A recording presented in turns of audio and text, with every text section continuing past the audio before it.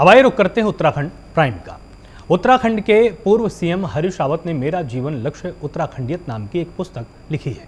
इसका विमोचन जगत गुरु शंकराचार्य स्वामी राजराजेश्वराश्रम महाराज ने किया है।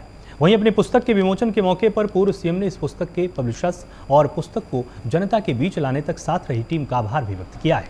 साथ ही उन्होंने अपनी पुस्तक के कुछ पन्नों पर आलोचना करने वाले लोगों को धन्यवाद भी दिया। आपको बता दें कि पूर्व सीएम हरीश रावत ने इस किताब के जरिए अपने राजनीतिक करियर से जुड़े अनुभव और कांग्रेस की विचारधारा के साथ साथ उत्तराखंड राज्य के गठन को दर्शाया है।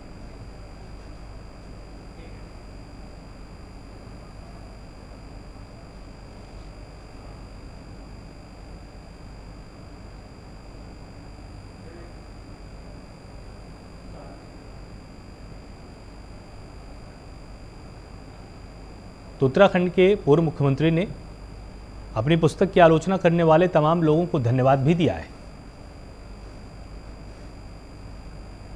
पूर्व सीएम हरीश रावत ने एक पुस्तक लिखा है और इस पुस्तक को उन्होंने नाम दिया है मेरा जीवन लक्ष्य उत्तराखंडियत।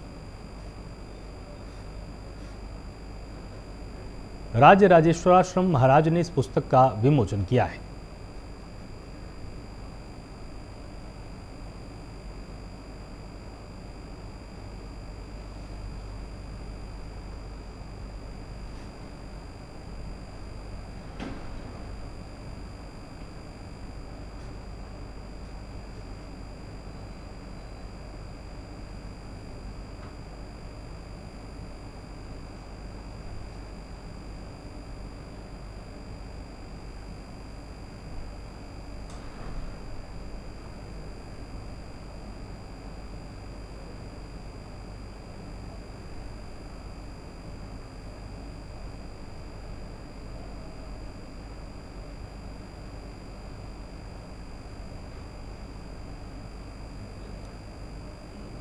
और अधिक जानकारी अपडेट्स के लिए हमारे साथ संवाददाता पवन दीक्षित यहां पर जुड़े हुए हैं। तो पवन, आपसे जानना चाहेंगे किस तरह की पुस्तक पूर्व मुख्यमंत्री ने लिखी है और इस पुस्तक का विषय क्या है, इसको कैसे आज यहां पर विमोचित किया गया, कौन कौन मेहमान उपस्थित थे?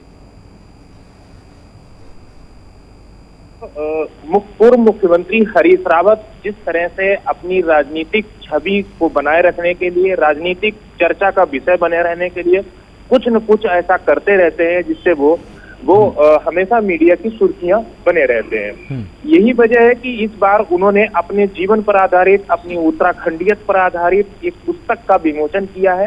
हालांकि ये पुस्तक का विमोचन उन्होंने 2 दिन पूर्व किया है, जिसमें उन्होंने सभी अपने नेताओं को आमंत्रित किया था।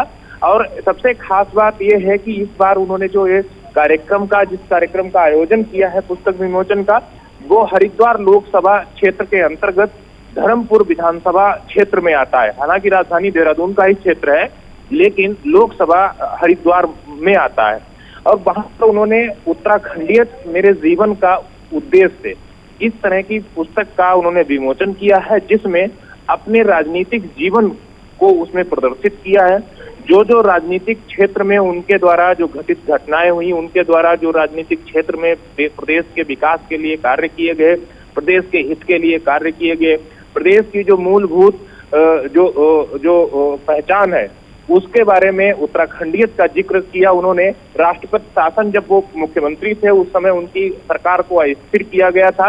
उनकी ही पार्टी के जो नेता थे, मंत्री थे, उन्होंने अविश्वास प्रस्ताव ला करके और उस समय उनकी सरकार कटघरे में खड़ी हुई और राष्ट्रपति शासन भी लगाया गया, जिस पर हालांकि उनको सुप्रीम कोर्ट से उनको राहत मिली थी। और उसके बाद वो लगातार कई चुनाव भी हारे हैं। हालांकि वो कांग्रेस कमेटी के प्रदेश अध्यक्ष 2 बार रहे हैं, मुख्यमंत्री भी रहे हैं, केंद्र में मंत्री भी रहे हैं और मुरली मनोहर जैसे कद के नेता को भी वो पहली बार उन्होंने हरा करके अपनी राजनीतिक पारी की। विशेष तौर पर अगर लोकसभा और विधानसभा की अगर बात की जाए तो लोकसभा में अपनी पहचान और पहली बार जो लोकसभा सदस्य के रूप में जो वो चुने गए थे, तब उन्होंने मुरली मनोहर जोशी को हराया था। इन तमाम जो चीजें हैं जो उनके साथ घटित हुई हैं, राजनीतिक जो उनकी राजनीति की शुरुआत हुई है उससे लेकर के अभी तक का उन्होंने इसमें वर्णन किया है।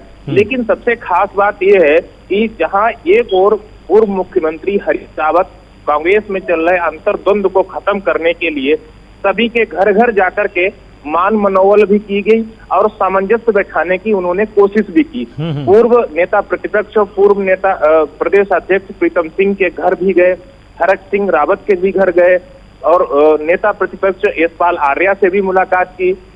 लेकिन इस कार्यक्रम में उनके जो कि रिलेटिव भी है और प्रदेश अध्यक्ष भी है वर्तमान में करण महरा, वो तो जरूर पहुंचे और उनकी पुत्री जो कि हरिद्वार से विधानसभा सदस्य है, विधायक है, अनुपमा रावत, वो इस कार्यक्रम में मौजूद रही और उसके साथ ही जो कलियर से जो विधायक है फुरकान अहमद, वो वहां पे मौजूद रहे। ये कुल मिलाकर देखा जाए तो 11 विधानसभा सदस्यों में से कांग्रेस के 2 विधानसभा सदस्य इस पुस्तक के विमोचन कार्यक्रम में पहुंचे और प्रदेश अध्यक्ष करण महरा वहां पर जरूर मौजूद थे। बाकी कुछ संगठन के कार्यकर्ता जरूर थे, लेकिन उच्च पदों पर बैठे हुए जो इनके जो नेता हैं वो वहां पर मौजूद नहीं हुए। इससे साफ झलकता है कि इस किताब के विमोचन के बाद भी अभी भी अंतर्द्वंद कांग्रेस का समाप्त नहीं हुआ है। जहां एक दूसरे को नीचा दिखाने का जो कार्यक्रम चल रहा था, जो सरपुतौल जो कांग्रेस में देखने को मिल रही थी, जो वो अभी भी बरकरार है। बिल्कुल, आप यहाँ पर लगातार हमारे साथ जुड़े रहिएगा। एक और बड़ी खबर है जो अपने दर्शकों को बता देते हैं। कांग्रेस ने मन की बात को लेकर 37 सवाल पूछे हैं। दरअसल 30 अप्रैल को मन की बात कार्यक्रम का 100वां एपिसोड प्रसारित किया गया था। इसको लेकर कांग्रेस का कहना है कि मन की बात तो कर ली, लेकिन जनता की मन की बात कब सुनी जाएगी। कांग्रेस मुख्यालय देहरादून में मुख्य प्रवक्ता गरिमा मेहरा दसोनी ने कहा कि उत्तराखंड से कांग्रेस ने 37 सवाल पूछे हैं, जिसका जवाब उन्हें देना होगा। पिछले 9 साल से जो केंद्र में सत्ता पर काबिज है मोदी सरकार, उनके मन की बात तो उनके पास बहुत सारी है। आज उनका 100वां एपिसोड है, लेकिन कांग्रेस पार्टी ने भी यहाँ उत्तराखंड से 37 सवाल उनसे पूछे हैं और जो मौजू मुद्दे हैं, जो 9 साल में नमामि गंगे प्रोजेक्ट आपका कितना आगे बढ़ा, आपने जो बंदरगाह पर हजारों करोड़ों के नशीले पदार्थ पाए गए, चिंगलोंग से आपके क्या संबंध हैं, क्यों उसका एड्रेस आपके अडानी के पते पर है, ये सारे वो सवाल हैं जो आज अनुत्तरित हैं और जो कौतूहल पैदा कर रहे हैं। एक कंफ्यूजन की स्थिति पूरे देश में बनी हुई है कि पुलवामा पर एक जिम्मेदार व्यक्ति और आपका अपना चहेता पूर्व गवर्नर सतपाल मलिक सवाल उठा रहे हैं। ऐसे में आप जवाब कोई भी ना आप दे रहे हैं, ना आपका मंत्री दे रहा है, ना आपका प्रवक्ता दे रहा है, तो कहीं ना कहीं आपकी भी सत्तारूढ़ दल की भी जिम्मेदारी संविधान में अंकित है। और अधिक जानकारी अपडेट्स के लिए हमारे साथ यहाँ पर लगातार संवाददाता पवन यहाँ पर जुड़े हुए हैं। तो पवन, आपसे जानना चाहेंगे कांग्रेस ने किस तरह के 37 सवाल पूछे हैं, मन की बात में किस तरह की कमियां नजर आ रही हैं इनको? बिल्कुल आलोक, क्योंकि सत्ताधारी पार्टी जहां एक और इस कार्यक्रम को, जो प्रधानमंत्री नरेंद्र मोदी के जो मन की बात का जो कार्यक्रम था, वो 30 तारीख को उन्होंने मेगा इवेंट के रूप में देश भर में इसको मनाने का काम किया है और जिस पर प्रधानमंत्री नरेंद्र मोदी ने भी हर्ष व्यक्त किया है और जिस तरह से इस कार्यक्रम की जो पहचान है, जिससे इतने लोग, करोड़ों की संख्या में लोग इसको सुनते हैं और इससे प्रभावित हुए हैं, और उसको मेगा इवेंट के तौर पर बीजेपी ने मनाया है। जहां जहां भारतीय जनता पार्टी की सरकारें हैं, उन्होंने सरकारी सिस्टम के तौर पर इसको मनाने का काम किया है, लेकिन विपक्ष को ये सब रास नहीं आ रहा है। विपक्ष अब सवाल खड़े कर रहा है और उत्तराखंड में जिस तरह से मुख्य विपक्षी पार्टी के तौर पर कांग्रेस पार्टी इन दिनों पत्राचार करने पर जुटी हुई है, चाहे मुख्यमंत्री चाहे फिर प्रधानमंत्री हो, सभी को पत्र लिख करके उनके कार्यकर्ता जो ज्वलंत मुद्दे हैं प्रदेश के और देश के, उन पर पीएमओ की और सीएम की राय मांगी जा रही है, उन पर जवाब मांगा जा रहा है।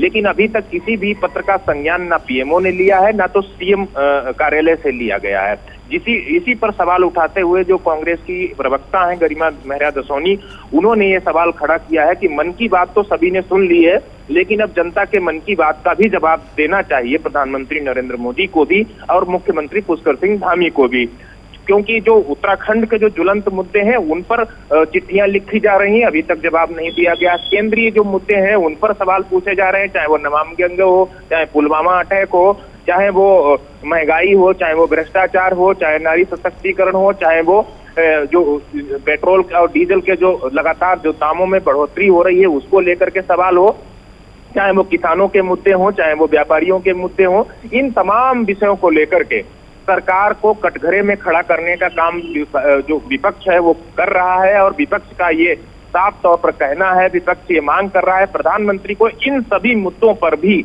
बात करनी चाहिए, अपने मन की बात कार्यक्रम में करे या हमारी तिथियों का जवाब दे करके हमें संतुष्ट करें, जनता को संतुष्ट करें। तो कुल मिलाकर देखा जाए, जहां एक और बीजेपी अपना एजेंडा सेट कर रही है, अपने बूथ स्तर के लेकर के पन्ना प्रमुख तक के जो टोली है वो बनाने का काम कर रही है, लगातार संगठन को मजबूत किया जा रहा है, आगामी चुनावी रणनीति के तहत काम कर रही है। तो वही कांग्रेस में भले ही अंतर कलह क्यों न हो, लेकिन सरकार को आईना दिखाने के लिए, सरकार पर कटाक्ष करने के लिए बात ही नहीं आ रहा है। बहुत बहुत शुक्रिया मेरे साथ यहां पर जुड़ने के लिए और विस्तार से पूरी जानकारी देने के लिए। बहुत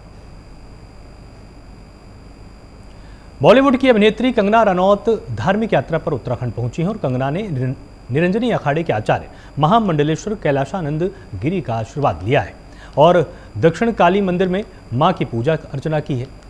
गंगा आरती में उन्होंने भाग भी लिया है और कंगना ने कहा है कि उत्तराखंड देवभूमि है, यहां आकर उनको अलग ही अनुभूति हुई है।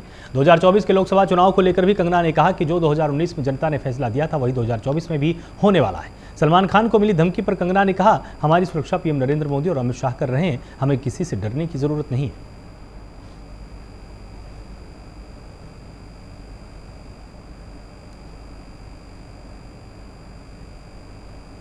उत्तराखंड में चारों धामों के कपाट खुल चुके हैं। यात्रा को लेकर श्रद्धालुओं में काफी उत्साह देखने को मिल रहा है, परंतु सबसे ज्यादा परेशानी साधु संतों के अलावा गरीब लोगों को हो रही है, जो पैसों की कमी के चलते पैदल यात्रा करते हैं। श्रीनगर कोतवाली में तैनात एसएसआई संतोष पैथवाल इन लोगों की मदद में जुटे हुए।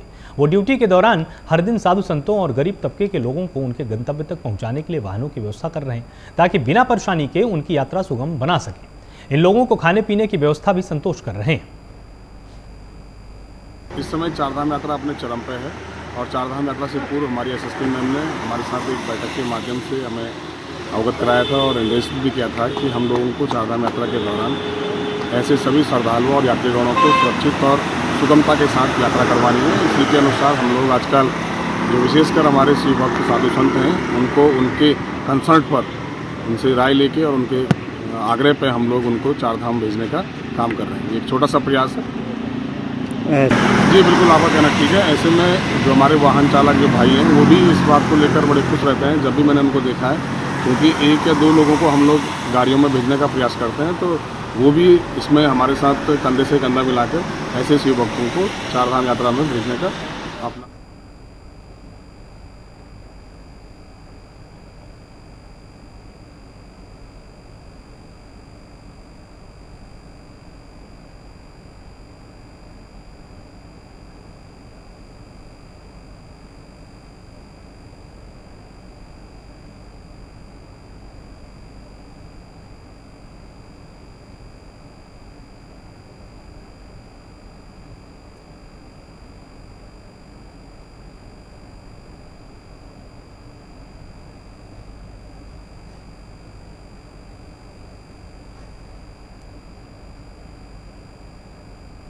उत्तराखंड के राज्यपाल retired lieutenant general Gurmeet Singh ने अनुमान जताया है कि इस साल हो रही चारधाम यात्रा में सभी रिकॉर्ड टूट जाएंगे।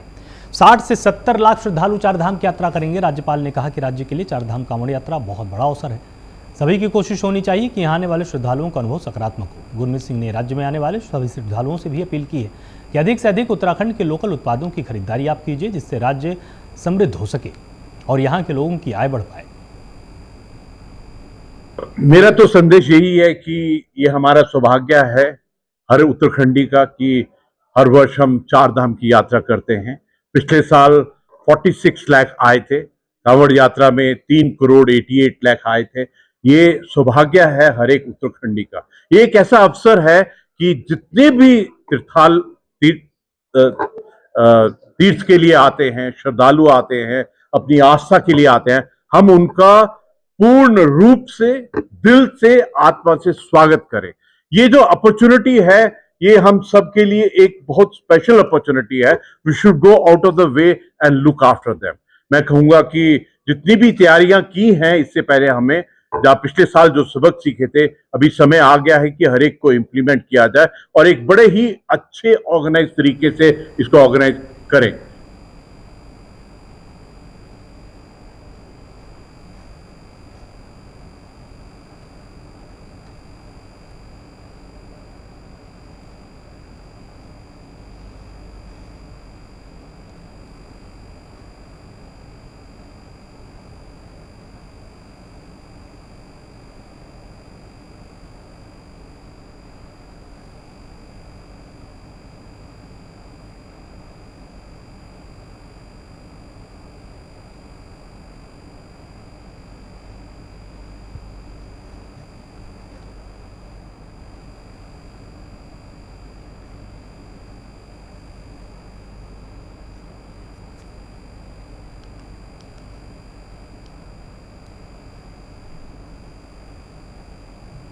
बद्रीनाथ केदारनाथ मंदिर समिति के अध्यक्ष अजेंद्र अजय ने बद्रीनाथ धाम से वीडियो जारी किया है। वहीं वीडियो संदेश जारी करके उन्होंने कहा कि बद्रीनाथ धाम और केदारनाथ धाम में वर्षा और बर्फबारी के बावजूद तीर्थयात्रियों की श्रद्धा उत्साह में कोई कमी नहीं आई।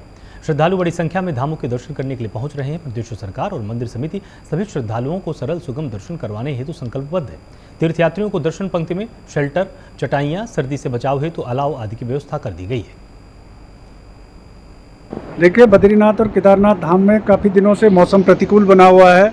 लगातार वर्षा और बर्फबारी हो रही है, लेकिन इसके बावजूद श्रद्धालुओं तीर्थयात्रियों की श्रद्धा और आस्था में किसी प्रकार की कोई कमी नहीं दिखाई दे रही है। श्रद्धालु बड़े उत्साहित नज़र आ रहे हैं। प्रदेश सरकार के स्तर से, बद्रीनाथ केदारनाथ मंदिर समिति के स्तर से श्रद्धालुओं के सुगम और सरल दर्शन व्यवस्था के लेकर के सभी प्रयास सुनिश्चित किए जा रहे हैं। अलाव इत्यादि की भी व्यवस्था की गई है और प्रदेश के माननीय मुख्यमंत्री जी द्वारा लगातार यात्रा व्यवस्थाओं की मॉनिटरिंग की जा रही है। लेकिन इसके बावजूद हमारा विनम्र अनुरोध है, खास करके केदारनाथ धाम की यात्रा पर आने वाले श्रद्धालुओं तीर्थयात्रियों से, कि वो अपनी यात्रा का कार्यक्रम प्रारंभ करने से पहले मौसम का अपडेट लें और केदारनाथ धाम में आवास इत्यादि की व्यवस्था सुनिश्चित करके ही वो केदारनाथ धाम की यात्रा करें। खास करके बच्चों और बुजुर्गों के साथ में यात्रा करने वाले श्रद्धालु को विशेष एहतियात बरतने की आवश्यकता है। और इसके साथ ही जो लोग किसी प्रकार की स्वास्थ्य संबंधी समस्याओं से जूझ रहे हैं, उनको अपने डॉक्टर से सलाह इत्यादि लेनी चाहिए और प्रदेश सरकार के स्तर से जो हेल्थ एडवाइजरी जारी की गई है, उसका अनुपालन सुनिश्चित करके ही वो यात्रा का कार्यक्रम बनाएं, तो उन्हें किसी प्रकार की कोई कठिनाई नहीं होगी। उत्तराखंड में 6000 से ज़्यादा प्राइवेट और अन्य स्कूलों की मनमानी करना अब आसान नहीं होगा। आपको बता दें कि प्राइवेट स्कूलों पर लगाम लगाने के लिए उत्तराखंड सरकार ठोस कदम उठाने जा रही है। इसके चलते प्राइवेट और अन्य स्कूलों में धामी सरकार का सीधा दखल रहेगा। ICSE, CBSE और भारत शिक्षा बोर्ड से मान्यता प्राप्त सभी स्कूलों में शिक्षा निदेशक के प्रतिनिधि के रूप में एक सरकारी सदस्य की नियुक्ति की जाएगी। साथ ही प्रतिनिधि स्कूलों में चल रहे कार्यों, फीस बढ़ोतरी, स्टेशनरी, यूनिफॉर्म पर नजर रखेगा और स्कूलों में नियमों का उल्लंघन होने पर वो विभाग से कार्रवाई की संस्तुति करेगा।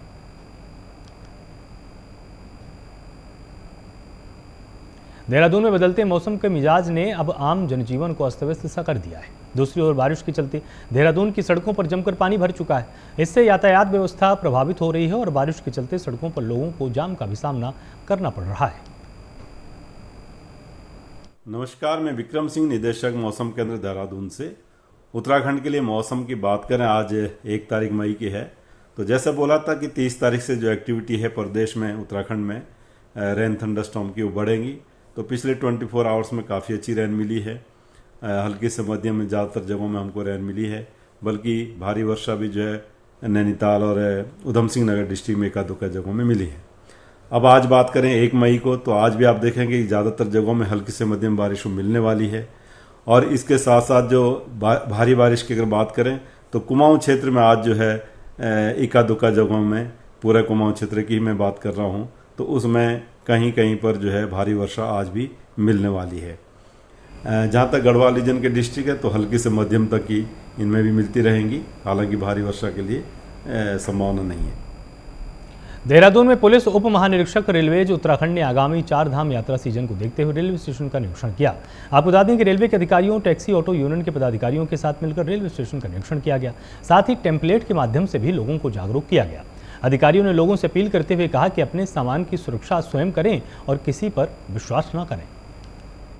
बिकॉज वो उनकी हमेशा कहीं भी यात्रा करते तो वो भी सोचते हैं हमारा यात्रा अच्छा हो, बिकॉज वो नया जगह पर आते हैं एंड हमारे साथ कोई घटना घटित ना हो। बिकॉज बाकी चीज़ तो ठीक रहता है, बट कोई घटना घटित हो जाता है तब उनकी बहुत दिक्कत होते हैं। बिकॉज वो एंड यहाँ पर बहुत स्टेट से आते हैं, लैंग्वेज बैरियर्स रहते हैं। सो इसलिए हम सोच रहे हैं यहाँ पर उनकी सुरक्षित वो ट्रेन में वो आ रहा है तभी उनके साथ कोई घटना घटित ना हो, एंड रेलवे स्टेशन में भी। सो इसके लिए वो लोग क्या करना है, अपना कोई भी सामान है उसको सुरक्षित रखें और कोई दिक्कत हो तुरंत ही पुलिस को कांटेक्ट करें। बिकॉज ट्रेन में भी एस्कॉर्ट रहते हैं और प्लेटफॉर्म में भी हर उसमें रेलवे चौकी है और पुलिस स्टेशन है, सो वहाँ पर वो इन्फॉर्मेशन और कंप्लेंट कर। उत्तराखंड में 4 धाम यात्रा में अब तक 2 लाख श्रद्धालु चारों धामों के दर्शन कर चुके हैं। वहीं उत्तराखंड के पर्यटन मंत्री सतपाल महाराज के गायब होने और स्वास्थ्य मंत्री धन सिंह रावत के कर्नाटक चुनाव प्रचार में लगे होने को लेकर कांग्रेस ने सवाल खड़े किए। कांग्रेस का कहना है कि जिस प्रदेश का पर्यटन मंत्री 4 धाम यात्रा के समय गायब हो और स्वास्थ्य मंत्री कर्नाटक चुनाव प्रचार में हो, वहां 4 धाम यात्रा की व्यवस्थाएं कैसी हो सकती है। बदहाली है, बदइंतजामी है, पड़ावों पर पानी की कमी है, रैन बसेरों की कमी है, रहने वाले होटल्स की कमी है। और जोशीमठ जो बद्रीनाथ का पहला पड़ाव है और बहुत ही महत्वपूर्ण है, 80 करोड़ से ज़्यादा हिंदुओं की आस्था का केंद्र है, उसकी जो बदहाली है, 1-1.5 साल से वहाँ लोग आंदोलन कर रहे हैं, अभी तक सड़कों में बैठे हैं, कोई सरकार कुछ ध्यान नहीं दे रही है। तो सरकार की तरफ से पूरी उदासीनता है। लेकिन जब मैं गया था गंगोत्री में, धन्यवाद देना चाहता हूँ वहाँ के पंडितों और पुरोहितों को कि उन्होंने अपने दम पर यात्रियों को सुविधा देने की कोशिश वो कर रहे हैं, उनकी पूजा अर्चना ठीक से करा रहे, इंतजाम करने की कोशिश वो कर रहे, पूरी ताकत लगा रखी है। लेकिन सरकार अपनी तरफ से बिल्कुल ही उदासीन है। और इसका उदाहरण यह है कि प्रदेश का स्वास्थ्य मंत्री कर्नाटका के चुनाव में व्यस्त है, उसको अपने प्रदेश की चारधाम यात्रा से कोई लेना देना नहीं है, उसके लिए चुनाव ज़्यादा महत्वपूर्ण है। और यहाँ का पर्यटन मंत्री भी गायब है, जो पिछले वर्ष भी गायब थे, जिनको यहाँ होना चाहिए था, यात्रियों की सुविधा देखनी चाहिए थे। यात्री परेशान हैं और कई यात्री बिना दर्शन। वक्त यहाँ पर छोटे से ब्रेक का है, जल्द हाजिर होते हैं।